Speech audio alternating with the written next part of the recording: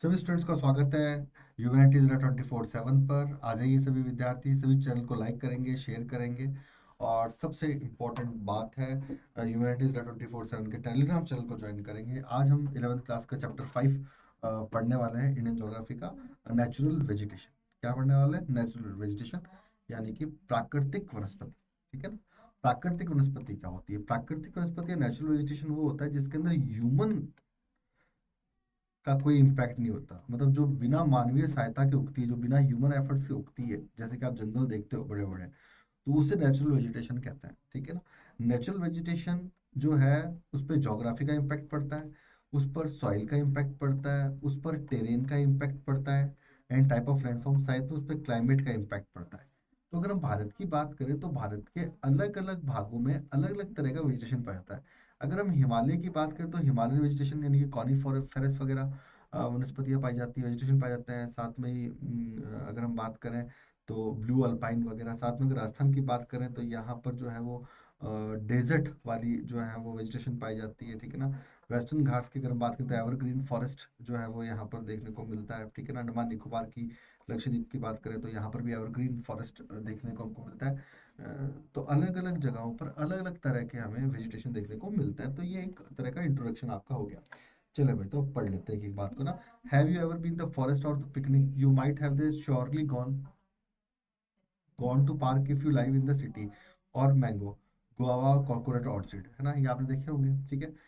If you live in a village, how do you different between the natural vegetation and the planted vegetation? Natural vegetation और planted vegetation में आप कैसे differentiate करोगे? Planted vegetation आपने उगाया है, और नेचुरल वेजिटेशन एवोल्यूशन के अंदर अर्थ पर अपने आप जो है वो ग्रो हुआ है। ठीक है ना? Okay, for with the natural forces. ठीक है ना? ह्यूमन फोर्सेस नहीं है उसमें। ठीक है? The growing the wild forest under the natural condition and the same tree may be planted on the garden under the supervision. एक तो अपने घर में गार्डन है, और अपने बाहर एक रोड पे नीम का पेड़ लगा हुआ है। वो नीम का पेड़ इंसान के द्वारा भी लगाया जा सकता है और नेचुरल भी हो सकता है। The natural vegetation refer the plant community that had been the left understood over the long time, as also allow the individual species to adjust themselves to climate and soil the condition fully possible। ठीक है? उसे natural vegetation बोलते हैं जिसमें human का impact नहीं है। The India land a great variety of the natural vegetation. India में बहुत तरह की वैरायटी की जो है वो वेजिटेशन है। Himalaya height mark with the temperate vegetation. Himalaya की हाइट की वजह से यहाँ पर टेम्परेट वेजिटेशन पाया जाता है, कॉनिफेरस वगैरह वेजिटेशन पाया जाता है। The Western Ghats, the Andaman Nicobar are tropical rain forest. Tropical rain forest मतलब एवरग्रीन फॉरेस्ट। ठीक है? Okay. The delta region of tropical forest mangroves, जो डेल्टा रीजन है इंडिया के। ठीक है ना? जो डेल्टा रीजन है, जितने भी जहाँ पर नदियाँ समुद्र से मिलती है, वहां पर मैंग्रोवा जो है वो वनस्पति जो है वो पाई जाती है। मैंग्रोव्स वनस्पति जो है उन्हें सुंदरी वृक्ष और केवड़ा वगैरह को मैंग्रोव्स कहते हैं। ठीक है? जो डेल्टा रीजन में पाई जाती है, जहाँ पर नदी का और रिवर का और समुद्र का पानी मिलता है, वहाँ के रिवर का मीठा पानी और सॉल्टी वाटर जहाँ मिलता है, उसको वहां पर मैंग्रोव वनस्पति डेवलप होती है, तो वो भी पाई जाती है। ठीक है? The bushes thrown the vegetation depend upon the variation of the climate, the soil. The vegetation of the Indian changes from the region to another on the basis of the certain common features such as a prominent vegetation type and the climatic region. And India forest can be divided into the following groups. तो कुछ भागों में जो है हम इस vegetation को हम लोग जो है वो बांटते हैं। कौन कौन से हैं? The tropical evergreen semi evergreen forest, the tropical deciduous forest, the tropical thorny forest, and Montana forest, and lateral and swampy forest. Okay. तो यहाँ पर ये जो है वो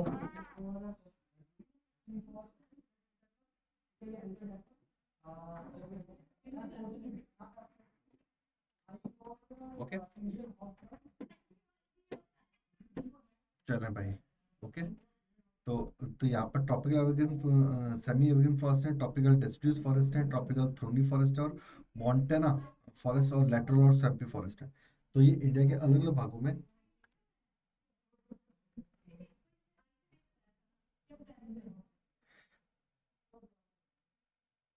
अलग अलग तरह के फॉरेस्ट पाए जाते हैं। ठीक है? सबसे पहले हम बात करते हैं ट्रॉपिकल एवरग्रीन और सेमी एवरग्रीन फॉरेस्ट। सबसे पहले आता है एवरग्रीन फॉरेस्ट होते क्या है, इसको समझ लो कि सर ये एवरग्रीन फॉरेस्ट है। ऐसे फॉरेस्ट, क्योंकि हर एक फॉरेस्ट का अपना पत्ते झाड़ने का समय आता है, एक टाइम आता है जब वो अपने पत्ते, उनके पत्ते टूट के गिर जाते हैं। एवरग्रीन फॉरेस्ट के अंदर अलग अलग तरह की वैरायटी के जो है प्लांट होते हैं, और वो एक साथ अपने पत्ते नहीं गिराता है। एक साथ अपने पत्ते नहीं गिराने की वजह से जब भी आप एवरग्रीन फॉरेस्ट देखोगे, जो कि वेस्टर्न घाट, ईस्टर्न घाट, अंडमान निकोबार यहाँ पर है, तो जब भी आप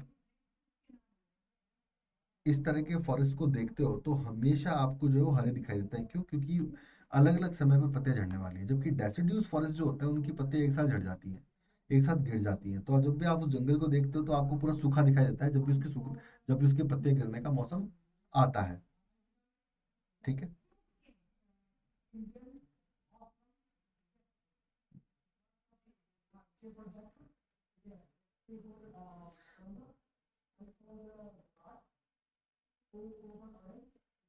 ओके।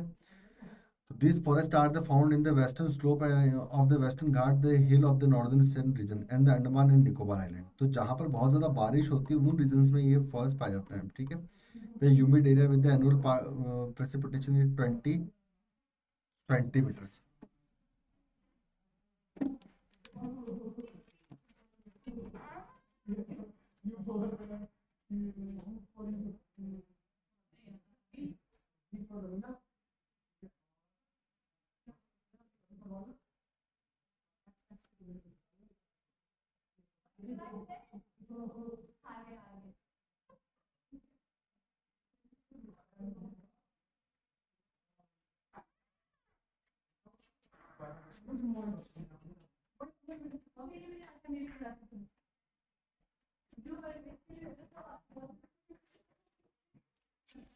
ओके, हाँ सॉरी बच्चों, थोड़ा डिस्टर्बेंस था। ठीक है। तो 200 जो सेंटीमीटर बारिश होती है, जो कि अच्छा खासा प्रेसिपिटेशन है, बहुत बड़ी बारिश की मात्रा, वहाँ पर ही इस तरह के फॉरेस्ट होता है।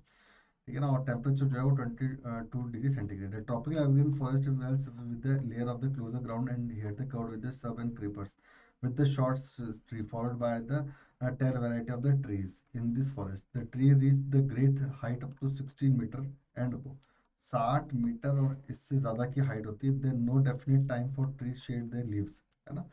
एक साथ अपनी पत्तियां नहीं गिराते हैं। तो इसलिए जब भी आप इस तरह के जंगल्स को देखते हो, एवरग्रीन फॉरेस्ट को, जो कि वेस्टर्न घाट्स और अंडमान निकोबार में, तो हमेशा आपको ग्रीन ही दिखाई देते हैं ये जंगल। ठीक है। मतलब उसको ऐसे समझ सकते हो बच्चों कि एक क्लास है, एक क्लास के अंदर 100 स्टूडेंट है, 100 स्टूडेंट है, और टीचर ने कहा है कि हर 15-20 मिनट में दो दो स्टूडेंट जाकर के पानी पी के आ सकता है।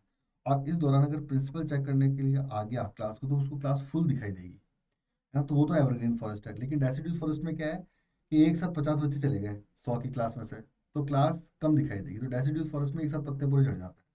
ठीक है। सिंपल है। चले भाई। The semi green forest found in the less rainy, और जो अब 200 सेंटीमीटर से जहाँ कम बारिश होती है, ठीक है ना, जहाँ कम बारिश होती है वहां पर सेमी ग्रीन फॉरेस्ट पाया जाता है। The most deciduous forest under the climber provide the evergreen character this forest main species white cedar Havelock. ठीक है ना। ओके।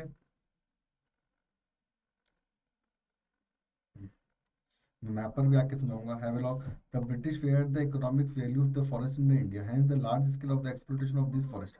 जो आपके जो सेमी जो रेसिड्यूज सेमी एवरग्रीन फॉरेस्ट है, उनका जो है वो फर्नीचर वगैरह बनाने के लिए और घर बनाने के लिए लकड़ी का बहुत उपयोग हुआ, बहुत यूज हुआ, तो बहुत ज़्यादा वो पेड़ काटे गए ना। The for also change the oak forest, Garhwal, Kumaon replace pine, chir the needed the lay railways line. The forests were also cleared. The introduction of plantation, rubber, coffee, and all. The British also used the timber construction activity. It is the insulator of the heat. The protection of the forest was the replace the commercial issues. ठीक है, in simple manner. तो tropical डेसिड्यूज forest क्या थे, जिनके पत्ते एक साथ झड़ जाते हैं, वो वाले फॉरेस्ट, वो थोड़ी कम बारिश होगी तो ये 1770 से 20 सेंटीमीटर की जो बारिश होती है, ठीक है ना, वहाँ पे they are the most widespread forest in the India. They are also called the monsoon forest. They spread over the regions which ever the rainfall between the 70 to 200 centimeter, the base of the availability of the water. These forests are the further divided into a moist and dry deciduous। दो भागों में बांट लेते हैं, एक तो moist, ठीक है ना, जहाँ पर 2 सेंटीमीटर से बारिश होती है, और एक ड्राई जहाँ पर 70 सेंटीमीटर से बारिश होती है। दो भागों में बांट रहे हैं, एक तो मोस्ट हो जाएगा और एक ड्राई एरिया हो जाएगा। ठीक है। ड्राई एरिया हरियाणा, राजस्थान, पंजाब के इलाकों के अंदर अगर हम बात कर रहे हैं तो मेनली। ठीक है। हाँ। चले भाई, ठीक है। हाँ। तो सबसे पहले अगर बात करें तो most deciduous forest are the more production the 100 to 200 centimeter rainfall. The forest are found in the northern star along with the foot hills, Himalaya, Western Ghats, Odisha टी। तो ये फुट हिल्स के जो इलाके हैं वहाँ पर जो है ये पाया जाता है, ठीक है। महुआ, आंवला, सेमवल, कुसुम, सैंडलवुड, हुरा, शीशम, टीक, साल, ये सब पौधे तो मोइस्ट डेसिड्यूस फॉरेस्ट है। और इनका आंवले की बात कर लें तो कमर्शियल यूज़ है, महुआ की बात करें शराब बनती है, टीक की बात कर लें, साल की बात करें तो इमारती लकड़ी, फर्नीचर्स वगैरह बनते हैं, तो बहुत ही स्पाइसेस वगैरह तो बहुत ज़्यादा यूज़ है। ड्राई डेसिड्यूस फॉरेस्ट जो है वो 70 से 100 सेंटीमीटर की बारिश होती है वहाँ पर ही होता है, ठीक है ना। द पेनिनसुलर इंडिया की अगर हम बात करें तो वहाँ पर है ये, ठीक है। साथ में Uttar Pradesh, Bihar, higher region, peninsular India, northern Indian plains, है ना, Palakkad landscape, open stretches, leak and other landscapes में ये जो है ये पाए जाते हैं। साथ में इसके अंदर जो है उसमें है तेंदू। तेंदू से पत्ते से बीड़ी बनती है ना, बीड़ी के अंदर तंबाकू भर के तो तेंदू का पत्ता होता है वो। पलास की बात कर लें, पलास को जंगल की आग भी कहते हैं, फायर ऑफ, है ना। अमलतास की बेल की बात कर लें, खैर की बात करें, अक्सरवुड की बात कर लें ना, और इट्स कॉमन। फिर बात कर लेते हैं अपन ट्रॉपिकल थ्रोनी फॉरेस्ट की बात कर रहे हैं ना। The thorny forest are the area which is rainfall 50 centimeter, झाड़ियाँ 50 सेंटीमीटर से कम बारिश होती है वहां पर ही है ना। तो ये राजस्थान, गुजरात, मध्य प्रदेश आदि में झाड़ियाँ होती हैं, है ना, झाड़ियाँ होती हैं छोटी छोटी कैर बैर की, ठीक है। ओके, इस तरह की देखो झाड़ियाँ, ये देखो झाड़ियाँ दिख रही है ना आपको, ये बबूल वबूल की जो है वो झाड़ियाँ आपको दिख रही है, ठीक है ना। इसके अंदर भी कौन कौन से पेड़ हो गए इसके अंदर अगर हम देखें तो बबूल, बेर, वाइल्ड प्लाम, खैर, नीम, खेजड़ी, पलास, इस तरह के जो है यहाँ पर होता है। साथ में बात करते हैं मोंटेना फॉरेस्ट की। The mountain area the decrease the temperature with the increasing the altitude. जैसे जैसे माउंटेन एरिया में आप ऊपर बढ़ते हो वैसे वैसे टेम्परेचर कम हो जाता है, ऊंचाई बढ़ती जाएगी, हाइट जो है वो बढ़ेगी, ठीक है ना, हाइट जो है वो बढ़ती जाएगी। और लगातार नेचुरल वेजिटेशन जो है कंटिन्यू चेंज होता चला जाएगा, ठीक है ना, कंटिन्यू चेंज होता चला जाएगा। The classified into two type, the northern mountain forest and the southern mountain forest, दो तरह के भागों में हम इसको बांट लेते हैं, northern and southern. The Himalaya range show the succession of the vegetation from the tropical tundra which is change the altitude. बहुत हाई एल्टीट्यूड के जो एरिया होता है वो टुंड्रा वेजिटेशन पाया जाता है, ठीक है ना, लाइकेन, मॉस एंड ऑल, ठीक है। The foothills of the Himalayas succeed by the way temperate forest is the 1000 meter to 2000 meter. The higher hill ranges the northern India while the hilly West Bengal, Uttarachal या Uttarakhand the evergreen board trees between the 1500 and 750। तो 1000 2000 तक okay और chestnut जैसी वनस्पतियां या vegetations पाए जाते हैं, और चीड़, पाइन जो है वो यहाँ इस हाइट पे पाए जाते हैं, देवदार, ठीक है ना, इस हाइट पे पाया जाता है। The mainly in the western part Himalaya range, the Devdar durable wood mainly construction the activities similar to the chinar and walnut which is sustain the famous Kashmir handicraft along this zone। तो अलग अलग ऊंचाई पर अलग अलग पेड़ हैं। तो 1000 से 2000 मीटर पर हम देखते हैं कि ओक और चेस्टनट है, और उससे ऊंचाई पर अगर देखते हैं तो यहाँ पर देवदार जो है वो अपने आप में एक इम्पॉर्टेंट, चीर एंड पाइन जो एक इम्पॉर्टेंट रोल प्ले कर रहा है, ठीक है ना। Then appear the 2225 and 3048 meter की हाइट पर जो है वो और अलग तरह के वनस्पति, इसमें सिल्वर फर है, जुपिर है, पाइन है।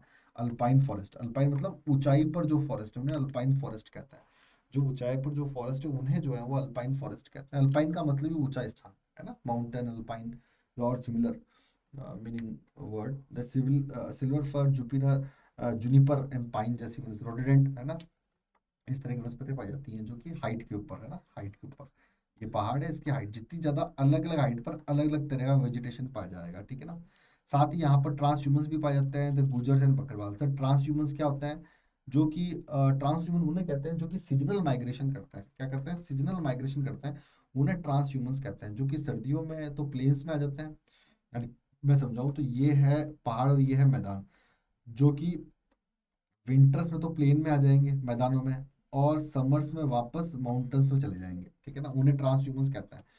ये पूरे के पूरे भारत के अंदर अगर अपन बात कर रहे हैं तो पूरा का पूरा जो हिमालय रीजन है वहां पर ये है, हिमालय के अंदर जम्मू कश्मीर की बात कर ले, उत्तराखंड की बात कर ले, हिमाचल प्रदेश की बात कर ले, तो वहाँ ये सब लोग हैं, ठीक है। ओके, इन सिंपल मैनर, ठीक है।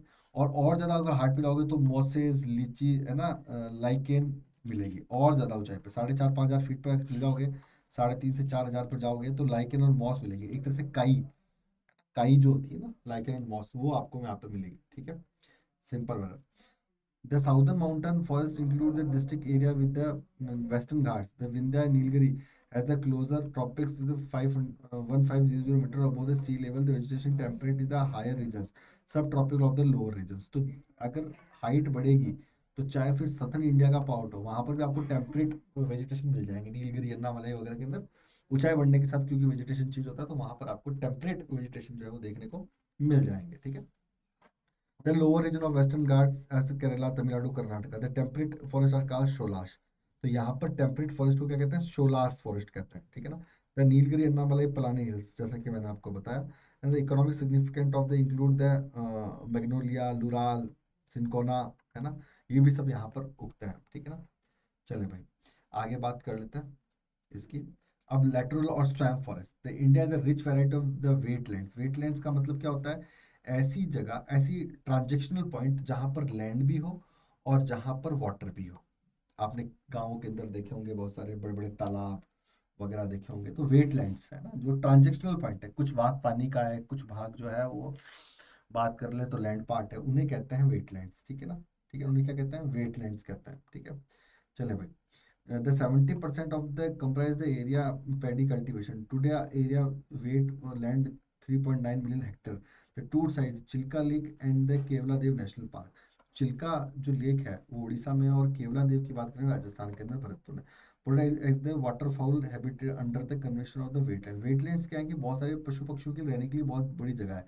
और सबसे इम्पोर्टेंट बात है कि वेटलैंड्स जो है वो डाइवर्सिटी के लिए, अगर हम बात करें वेजिटेशन एंड जो आपके जंगली जानवर है उनके डाइवर्सिटी के लिए बहुत इंपॉर्टेंट है, और बहुत तरह तरह के जीव जंतु पाए जाते हैं। रामसर कन्वेंशन हुआ था, अगर हम बात करें इसके लिए। ठीक है। The country wetland has been the group in 8 category. The reservoir of the Deccan plateau, second is the vast saline expanse of Rajasthan, Gujarat gulf of Kutch, the fresh water lake reservoir in Gujarat eastern, the Keoladeo Madhya Pradesh, and the delta wetlands part lagoon, the fresh water part. ठीक है। And the flood plains, आपके जो है ब्रह्मपुत्र के flood lands जो है, martial swampy lands जो है, यानी कि जो फ्लड लैंड्स का मतलब यहाँ पर बाढ़ के मैदान हो गए, दलदली भूमि हो गई। ठीक है ना। यहाँ पर साथ में ये जो 7 नंबर है वो लद्दाख इन कश्मीर, और 8 पे जो है मैंग्रोव फॉरेस्ट एंड वेटलैंड्स जो है अंडमान एंड निकोबार आइलैंड और लक्षद्वीप में। ठीक है सब। ठीक है ना। ये देखो, ये मैंग्रोवा फॉरेस्ट। मैंग्रोवा की खासियत क्या होती है? मैंग्रोवा के जो टाइप है वो सुंदरी, केजड़ा, केवड़ा, सॉरी, और कैजुरिना है। इसकी वेजिटेशन की खासियत ये होती है कि इसकी जड़ें वापस बाहर निकल जाती है ना। मैंग्रोवा की, मैंग्रोव वहाँ उगते हैं जहाँ पे समुद्र का खारा पानी और नदी का मीठा पानी मिलता है। The concept the salt tolerant species plant the cross root the creek and segment weather tight. Creeks में होती हैं, खाड़ी में होती है, ये है ना। The India as the mangrove forest. The Indian mangrove forest spread over the 6740 square kilometre, 7% the world mangroves, है ना। टोटल इतने एरिया में फैला हुआ है, टोटल वर्ल्ड का 7% इंडिया में है।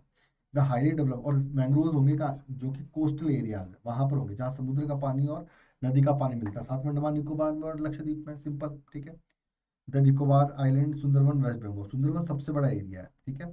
द अदर सबसे बड़ा एरिया किसका लिए? मैंग्रोवा जो वेजिटेशन है उसके लिए ना। साथ ही आपके महानदी गोदावरी कृष्णा कावेरी में भी जो है वो इस तरह की वनस्पति पाई जाती है। कुल मिलाकर के जितना भी डेल्टा एरिया है इंडिया का, जो भी कोस्टल एरिया है, ठीक है ना, अरेबियन सी की तरफ या बे ऑफ बंगाल की तरफ या इंडियन ओशन की तरफ, वहाँ सब जगह जो है इस तरह के मैंग्रोव्स जो है वो वेजिटेशन पाया जाता है। सबसे ज़्यादा मैंग्रोव वेजिटेशन जो है सुंदरवन, वेस्ट बंगाल के अंदर है। ठीक है ना। अब फॉरेस्ट कंजर्वेशन के बारे में बात कर लेते हैं ना। फॉरेस्ट कंजर्वेशन का, जंगलों को बचाना जो है फॉरेस्ट कंजर्वेशन है भाई, सबसे इंपॉर्टेंट है। जंगल नहीं बचाओगे तो जीवन नहीं बचेगा। ऑक्सीजन भी जंगलों से मिलनी है। पूरे इकोसिस्टम को मेंटेन रखने के लिए वेजिटेशन भी इंपॉर्टेंट है, वाइल्ड लाइफ भी बहुत इंपॉर्टेंट है। ठीक है। The forest have the interact interrelation with the life and the environment. This provides the numerous direction of indirect advantage over the economy and society. सीधी सी बात है। The forest is the vital importance to the several prosperity and humankind. Okay, तो जंगल, और आपको पता है कि oxygen आज हमारे जीवन के लिए बहुत उपयोगी है, और ऑक्सीजन जो है वो फॉरेस्ट से आएगी मेनली। तो साथ में ये फॉरेस्ट जो है वो हमें कई सारे तरह की लकड़ियाँ देते हैं जिससे हम घर और फर्नीचर बनाते हैं, और फॉरेस्ट जो है वो कई तरह की जो है वो दवाइयाँ यानी कि मेडिसिनल प्लांट्स भी देता है। तो कुल मिलाकर के इकोनॉमी के लिए और सोशल स्ट्रक्चर के लिए बहुत ज़्यादा जरूरी है। साथ में फूड चेन को मेंटेन करने के लिए फॉरेस्ट जो है मोर देन इम्पोर्टेंट है। तो गवर्नमेंट ऑफ इंडिया ने बहुत सारे प्रयास किए। 1952 के अंदर पॉलिसी आई, फिर द मॉडिफाइड 1988 के अंदर ये पॉलिसी बनी, ठीक है ना। तो पॉलिसी आई है ना। तो policy made the bring in 33% of the geographical forest. क्या पॉलिसी है? 33% में इंडिया का जो टोटल एरिया है उसके अंदर 33% में से फॉरेस्ट होने ही चाहिए, ये मैंडेटरी किया गया। हम कोशिश कर रहे हैं कि 33% तक पहुंच जाए हम लोग, ठीक है ना। The maintain the environment stability, restore the forest in ecological balance. Restore करो, जंगल काटे जंगल वापस उगाओ, ठीक है ना। The conservation natural heritage of the country and is the biological diversity genetic pool. The creek, soil erosion, extension of the desert land, reduction flood, drought, ठीक है ना। इन सबको कंट्रोल करना, ठीक है ना। साथ में अगर हम बात कर लें तो the social and forestry afforestation degradation land, the increase the productivity of the forest, make the timber fuel rubber food available to rural population dependent forest, and the creating the massive people movement, ठीक है ना। और जंगलों को बचाने के लिए बहुत सारे मूवमेंट भी हुए। चिपको आंदोलन की बात कर लेते हैं, खिजड़ी आंदोलन की बात कर लेते हैं। सोशल फॉरेस्ट्री क्या है कि गवर्नमेंट के साथ साथ जो है, गवर्नमेंट जो है उसके साथ साथ जो है लोग भी कोशिश करें और बहुत सारे पेड़ लगाएं। गवर्नमेंट के साथ साथ जो है जो कम्युनिटी पीपल जो है वो भी एफर्ट करें, ठीक है। The national commission of the agriculture 1970 classifies the social forestry into the category. They are the urban forestry, rural forestry and farm forestry. तो urban forestry तीन तरह की कैटेगरी में बांट दिया। अर्बन फॉरेस्ट्री, रूरल फॉरेस्ट्री और फार्म फॉरेस्ट्री, ठीक है ना। तीन भागों में इसको हमने बांट दिया। कितने पार्ट में?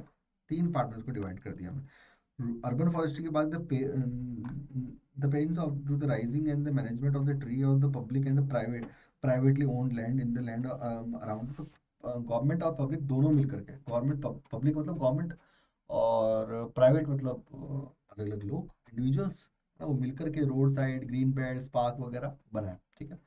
ठीक है।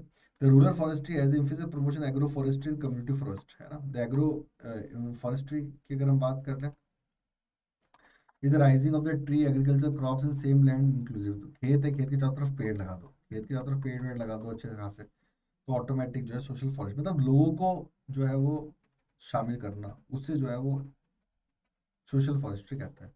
फार्म फॉरेस्ट्री की बात कर लें तो applied the process under the farm grow the tree, है ना। बहुत बड़े बड़े फार्म बना के चंदन के पेड़ लगा दिए, लकड़ी के लिए देवदार के पेड़ लगा दिए, है ना। इसको करना। साथ में ही the non commercial purpose their farmlands, the forest department वो various state tribute seedling the tree of free the cost of the small and medium farmers. Several lands such as the margin agriculture fields, the grassland and pasture lands around the home and cow sheds may be used the rising sea known commercial farm forestry। तो खेतों के चारों तरफ जो है वो पेड़ वेड़ लगवा देना, ठीक है। चले भाई, वाइल्ड लाइफ की बात कर लेते हैं। भारत में वाइल्ड लाइफ की बात करें, जंगल बचेंगे तो वाइल्ड लाइफ बचेगी। आज हम देखते हैं कि शेर बहुत कम हो रहे हैं। टाइगर्स की बात कर लेते हैं, लॉयंस की बात कर लेते हैं, एलिफेंट्स की बात कर लेते हैं, है ना। बहुत सारी स्पीसीज जो है खत्म होती जा रही है क्योंकि जंगल कटते जा रहे हैं, ओके। तो वाइल्ड लाइफ कंजर्वेशन भी करना बहुत ज़रूरी है ना। फॉरेस्ट बचेंगे तो वाइल्ड लाइफ बचेगी, ठीक है ना। चलो भाई, तो you would the visited the zoo and made the see animal and bird and captivity. आपने आप गए होंगे जूस देखने के लिए बचपन में, और आप देखा होगा कि बेचारे जो जीव जंतु है वो कैप्टिविटी यानी कि जेल में बंद है। The wild life the India great natural heritage, है ना। इंडिया इतना बड़ा है, इतने तरह की क्लाइमेटिक जोन है, इतनी बड़ी जोग्राफी, तो बहुत तरह के जीव जंतु जो है इंडिया में वो पाए जाते हैं, okay. The 4-5% the non plant and animal species on the इधर फूड फाउंड इन इंडिया, है ना। दुनिया का 4-5% ही मिलता है भाई, है ना। The remarkable diversity like the great diversity ecosystem with the country.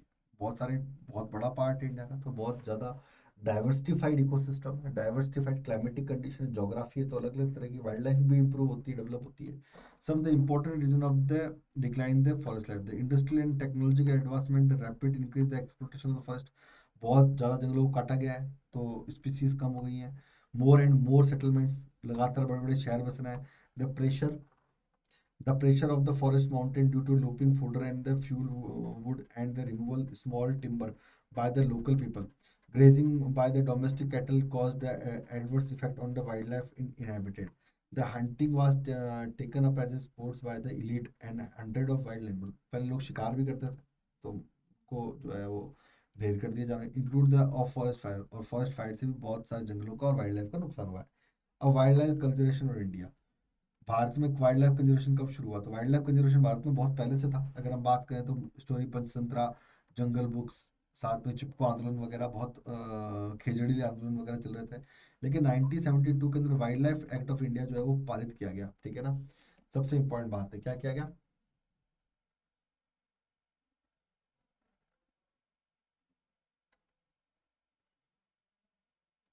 ठीक है ना। ओके। तो वाइल्ड लाइफ कंजर्व करने के लिए 1972 में ये एक्ट लाया गया, ठीक है ना। और इसमें वाइल्ड लाइफ प्रोटेक्शन के कई सारे laws and by laws create किए गए, ठीक है ना। चले भाई। और इसके थ्रू ही जितने भी जंगल थे उनको नेशनल पार्क्स और सेंचुरी में डिवाइड किया गया। इसमें दो भागों में, एक तो नेशनल पार्क्स, ठीक है, और सेंचुरी में डिवाइड किया गया। The act has been comprehensively amended 1991 के। तो 1972 का जो एक्ट था वो 1991 के अंदर क्या किया गया, इसको जो है वो इसके अंदर अमेंडमेंट किए गए, ठीक है ना। There are the 103 national park and 563 wild life sanctuaries. पूरे भारत में 103 नेशनल पार्क और 563 वाइल्ड लाइफ सेंचुरीज है वाइल्ड लाइफ को प्रोटेक्ट करने के लिए, ठीक है ना। The wild life conservation has a very large ambit with the unbounded potential for the well-being of the humankind. However, the can be achieved only when every individual understands its significance and the contribute is bit. For the purpose effectively conservation flora and fauna, flora and fauna का मतलब जीव जंतु जो है, the special steps have been the initiated by the government of the India, ठीक है ना। Okay. Okay. The collaboration with the UNESCO man and biosphere programme. तो इंडिया ने जो है कोलैबोरेटेड किया यूनेस्को के साथ में, और मैन एंड बायोस्फीयर रिजर्व जो प्रोग्राम है उसके अंदर खुद भी इंक्लूड हुआ है। 1982 के अंदर इंडिया इसमें शामिल हो गया था। बायोस्फीयर रिजर्व का मतलब ऐसी जगह है जहाँ पर बायोडाइवर्सिटी को बचाने के लिए प्रयास किए जा रहे हैं। तो हम देख रहे हैं कि नीलगिरी की बात करें, Nanda Devi, Nokrek, Manas, Sundarban, gulf of Mannar, great Nicobar, Similipal, Dibru Saikhowa, Dibang, Pachmarhi, Kanchenjunga, Agasthyamalai, Achanakmar, Kutch, cold desert, Seshachalam and Panna. 18 total जो है बायोस्फीयर रिजर्व है, ठीक है। कितना है? 18 जो है वो बायोस्फीयर रिजर्व टोटल, ठीक है। ओके। अलग अलग एरिया में अलग अलग बायोस्फीयर रिजर्व मैप है। यहाँ पे डिब्रू सिखोवा है, मानस है, ये डिब्रू सिखोवा दिहांग दिबांग अरुणाचल प्रदेश में है। डिब्रू सिखोवा जो है वो आसाम में है, मानस जो है वो आसाम में है, नोकरेक जो है वो मेघालय के अंदर है, कंचनजंगा जो है वो सिक्किम के अंदर है, ठीक है ना। नंदा देवी यूपी के अंदर है, ठीक है, यूपी नहीं आपका उत्तराखंड के अंदर है, यूके के अंदर है, ठीक है ना। पंचमढ़ी आपका महाराष्ट्र और एमपी बॉर्डर पे, अचानक मार आपका छत्तीसगढ़ में है, सिमलीपाल आपका उड़ीसा में, सुंदरवन वेस्ट बंगाल के अंदर है, ठीक है ना। साथ में ही जो है वो नीलगिरी जो है वो तमिलनाडु, केरल, कर्नाटक, अगस्तमलाई केरल, गल्फ ऑफ मन्नार है, ठीक है ना। तो इस तरह के बहुत सारे बायोस्फीयर रिजर्व प्रोग्राम चलाए गए जिसके थ्रू जो है वो वाइल्ड लाइफ को जो है वो बचाया गया, ठीक है ना। और उसको सेव करने के लिए यूनेस्को ने man and biosphere reserve programme 1972 में लॉन्च किया, और भारत में टोटल 18 जो है वो बायोस्फीयर रिजर्व मौजूद है, ठीक है। चलें भाई। तो the special scheme project tiger 1973 में चलाया गया। उसके बाद में 1972 में एक्ट आया, वाइल्ड लाइफ प्रोटेक्शन एक्ट आया। उसके बाद में 1973 के अंदर जो है वो टाइगर प्रोजेक्ट लाया गया टाइगर को बचाने के लिए। इसी तरीके से एलिफेंट प्रोजेक्ट लाया गया 1992 के अंदर एलिफेंट्स को बचाने के लिए। Project tiger has been implemented 1973। Main object the scheme of the ensure the maintenance and viability of the population of tiger of the India. तो टाइगर्स को बचाने के लिए, उनकी पॉपुलेशन को बनाए रखने के लिए जो है ये एक्ट लाया गया, ठीक है। The culture and ecological value and preserve the area of biological importance natural heritage, ठीक है ना, इनको बचाने के लिए, ठीक है। तो अब अगर हम बात करें, the project tiger was the launch in the 9 tiger reserve. तो प्रोजेक्ट टाइगर 1973 में लॉन्च किया गया। तो 9 टाइगर जहाँ पर पाए जाते हैं नेशनल पार्क, उनको टाइगर प्रोजेक्ट के अंतर्गत लिया गया, और 9 टाइगर रिजर्व जो है वो अनाउंस किए गए। टोटल किलोमीटर की एरिया की बात करें तो 16,339 स्क्वायर किलोमीटर का एरिया इसके अंदर लिया गया। इंडिया में इन करंटली वैसे तो 50 से ज़्यादा है, लेकिन in the book the 50 tiger reserves हैं, है ना। और टोटल इतना एरिया 71,027.10 स्क्वायर किलोमीटर का एरिया इसको ले रखा है। The tiger population country has registered increase the 1441.6, और अभी जो है 2020 तक जो है वो 296 है, जस्ट डबल जो है वो से भी ज़्यादा जो है वो टाइगर्स की संख्या बढ़ गई है केवल एक प्रोजेक्ट निकालने से। प्रोजेक्ट एलिफेंट की बात कर लें तो 1992 में प्रोजेक्ट एलिफेंट जो है वो लॉन्च हुआ, सबसे इंपॉर्टेंट बात है, ठीक है ना। The free and population wild elephant the am the ensuring the long term survival. Elephants का भी बहुत शिकार होता है, ठीक है ना, उनके दांतों के लिए, चमड़ी के लिए, तो उसके बचाने के लिए चालू किया गया। इसी तरीके से क्रोकोडाइल ब्रीडिंग प्रोजेक्ट चालू किया गया, प्रोजेक्ट हंगुल चालू किया, हंगुल मतलब हिरण होता है एक, ठीक है ना, ये चालू किया। कई सारे प्रोजेक्ट्स जो है वहाँ पे चालू किए गए, ठीक है ना। ओके, चलें भाई। कंजर्वेशन मतलब बचाना, डेवलपमेंट उसको विकास करना, बायोस्फीयर रिजर्व के अंदर ये दोनों है, कंजर्व भी करना है जानवरों को, उनको डेवलप भी करना है, उनका नंबर ऑफ काउंट भी बनाना है, ठीक है ना, साथ में नई टेक्नोलॉजी को भी करना है। बायोस्फीयर रिजर्व की बात कर लेते हैं। कोई भी नेशनल पार्क की बात कर लें, या कोई भी आपका एक नेशनल पार्क या कोई भी सेंचुरी जो है, उसको आप जो है बायोस्फीयर रिजर्व बना सकते हैं, ठीक है ना। इसके लिए MAP प्रोग्राम चलता है, और इसकी लॉन्चिंग 1972 में हुई थी, ठीक है ना। यूनेस्को ने इसकी 1972-71 के अंदर इसकी लॉन्चिंग हुई थी। और भारत के अंदर जो है टोटल 18 जो है वो man in biosphere reserve programme है, और उसमें से 12 यूनेस्को की वर्ल्ड लिस्ट के अंदर शामिल है, इन सिंपल मैनर, ठीक है ना। वर्ल्ड नेट में टोटल 12 शामिल है, ठीक है ना। ये कुछ क्वेश्चन है, आपको इनको हल करना, ठीक है। तो खुश रहें, आबाद रहें, जिंदाबाद रहें, हंसते खेलते गाते रहें, जुड़े रहें ह्यूमैनिटीज रेडियो 24/7 साथ में। चैनल को लाइक करें, शेयर करें, सब्सक्राइब करें, साथ में ह्यूमैनिटीज रेडियो 24/7 का टेलीग्राम चैनल भी ज्वाइन करें। और सबसे इंपॉर्टेंट बात है, आप ऐप डाउनलोड करें, वहाँ पे हमारे लिए बहुत सारे ऑफर्स हैं। मेरा कोड है सर YSR G20, ठीक है ना। इस कोड को लगाएं और डिस्काउंट्स का मजा लूटें सक्सेस होने के लिए। तो थैंक यू सो मच, जुड़े रहें चैनल के साथ, धन्यवाद।